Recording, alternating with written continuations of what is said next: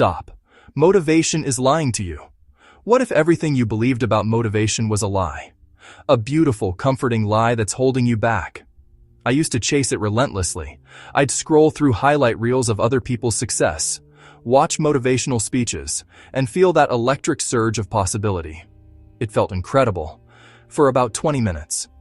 Then, like a sugar high, it would crash. The energy would vanish, and I was right back where I started, surrounded by my own inaction, wondering why I couldn't make the feeling last. The truth, when it finally hit me, was a hard pill to swallow. Motivation is just an emotion.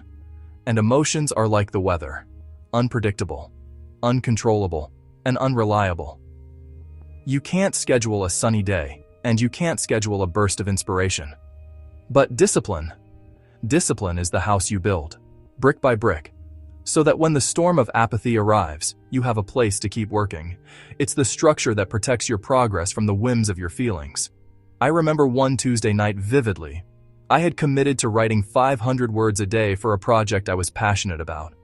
But on this particular night, every cell in my body was screaming, no. I was exhausted from my day job. A headache was brewing behind my eyes, and the idea of stringing a coherent sentence together felt like climbing a mountain. Motivation was nowhere to be found. It had packed its bags and left without a note. My mind was a convincing negotiator, offering a dozen perfectly reasonable excuses. You can write 1,000 words tomorrow. Rest is productive too. You've earned a break. I almost gave in. But then a different question surfaced, cutting through the noise. It wasn't, do I feel like it? It was, did I make a commitment? The answer was yes. I had made a promise to myself. So, I sat down. I didn't aim for perfection. I aimed for presence. The first sentence was clunky. The second was worse. But then the 10th sentence found a rhythm. The 100th word felt like a small victory. I wasn't writing because I was inspired. I was writing because it was 8 p.m. on a Tuesday. And that's what I do. The work itself, the simple act of showing up, generated its own momentum. That night, the words weren't a product of motivation. They were a product of discipline. This isn't just a feeling. It's rooted in science. Our brains are wired for efficiency, and they achieve it through something called the habit loop. It's a simple neurological pattern. A cue triggers a craving, which leads to a response, which delivers a reward. When you wait for motivation, you're relying on a random craving to appear. But when you build discipline, you are intentionally designing the loop. The alarm clock at 6 a.m. isn't just a noise, it's the cue.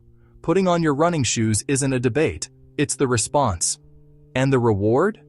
It's not just the endorphin rush. It's the quiet satisfaction of keeping a promise to yourself. Over time, your brain stops fighting the cue and starts anticipating the reward. The behavior becomes more automatic, requiring less and less willpower. You're literally rewiring your brain to make consistency the path of least resistance. This is the foundation of what researchers call implementation intentions. Not just saying you'll do something, but defining precisely when and where. It's the difference between, I want to work out more, and when my workday ends at 5 p.m., I will immediately drive to the gym. So how do you build this engine of discipline? It starts with 5 practical steps. First, make the commitment laughably small. Don't commit to running a marathon. Commit to putting on your running shoes and stepping outside. Just 2 minutes. The goal isn't the workout. It's becoming the person who shows up. Second, time block your decision. Carve out a non-negotiable slot in your calendar.